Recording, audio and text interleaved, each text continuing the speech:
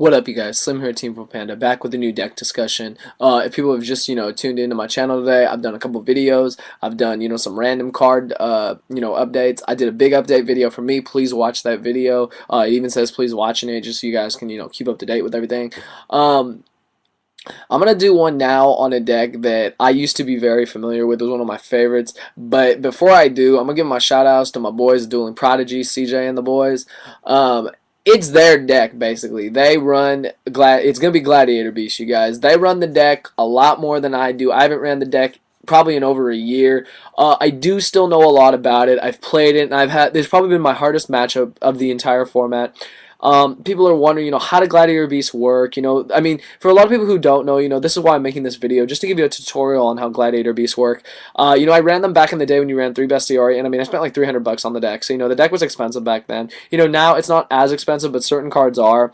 So, just bear with me on this. Once again, shout out to them. They know the deck a lot better than I do. Check out their channel to see, how the deck runs. I'm going to give you guys, like, the basis that I can, give you a couple ideas, and of how the deck has changed from, like, a Prisma Tiger build to now you don't run Tiger or Prisma, and why that has occurred. So, let's get into it. So, Gladiator Beasts are simple. You have, what do you call it? You have Murmillo, who nukes a monster. Retiari, who removes a card from the grave. A quest, which gets you back a Gladiator Beast card from your graveyard, which is like Chariot or a monster. Darius, which is like a monster reborn for a Gladiator Beast. Bestiari, which is the one that destroys a Speller trap in the back row. Hiplomus is your big 21 or 2400 defense. Hippo, that just saves your life points. Lakari is... what do you call it? Lakari is your 1800, like, your beater. And, I just went to Shriek because, they know everything about Gladiator Beasts. And just like certain ones are, used or not used. And, I mean, they have one now. It's called Gladiator Beast Lanista. I don't know exactly, if this one is out yet. I'm pretty sure it is. Maybe it's not. So they run, a lot of different variants on the deck. But basically, you summon a Gladiator Beast, you attack. If your monster survives the end of the battle phase, you tag the card back into your deck and special summon another one. Ridiculous. Your monsters don't go to the graveyard. They go back into the deck. You reshuffle, you summon, you pop, or you do something with the effect, and it's broken. Awesome, awesome deck. I have nothing against Gladiator Beasts whatsoever. I think they're an amazing deck, and they're worthy of, top tier status. I honestly think they're going to be good as soon as September 1st rolls around. Granted, nothing gets hit in the deck. I don't think they need to get hit. They haven't won an event lately, but they've been topping a lot. They wreck locals, and they top a lot at regionals. So I see, a lot of positive things for Gladiator Beasts. But back on the deck itself, you used to run Elemental Hero Prisma and Test Tiger. Elemental Hero Prisma, basically you'd summon him, activate his effect, send Bestiari to the graveyard by revealing Gyzarus, show that you show your Gyzarus to your opponent, mill it, and then it gets the name of Bestiari. Used to be you would just do that, and then you would summon Test Tiger, and you could do all these crazy combos. You would summon Test Tiger, tribute, use Test Tiger's effect, get Darius, get Bestiari back from the grave that you milled, and you make an instant Gyzarus. That's how it used to be done. Nowadays, the deck doesn't run Test Tiger. People are saying that Test Tiger is like a dead draw, or, it's just bad with all the special summoning that people can negate. So a lot of these decks aren't running it. Instead, they're running more of just like a beatdown control variant. People are running Thunder King, which I think is awesome, maining that card in the deck. They're running... 2 to 3, I'm probably 3 now, of the Gladiator East Proving Ground. It's your Rhoda, you search it to your hand, it ups your consistency. I haven't seen the deck run Pot of Duality lately. I don't think it needs to with all the special summoning it does. The big card that's really made this deck really good is Forbidden Lance. Yeah, that's the name. Forbidden Lance. Lance is crazy, reduce a monster's attack by 800, unaffected by spells and traps, that's broken. That's how they're able to win, it's like a shrink, so they can decide whether to save their Gladiator Beast or weaken your monster and run it over.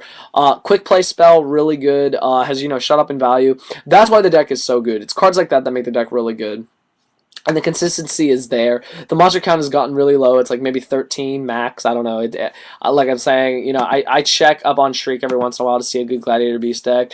Every once in a while, I'm always thinking of making it. Like, this one has 11 monsters. And, people are wondering, what about this deck is making it so good? It's that they run protection for days. Like, if you look at a Gladiator Beast deck, like right now, this one has 18 traps, you guys. We got Torrential. This guy chose to run Icarus because he ran more of the Wing Beast, Gladiator Beast. That's not essential. I mean, he could do without that and run, 2 Compulsive Evacuation device instead.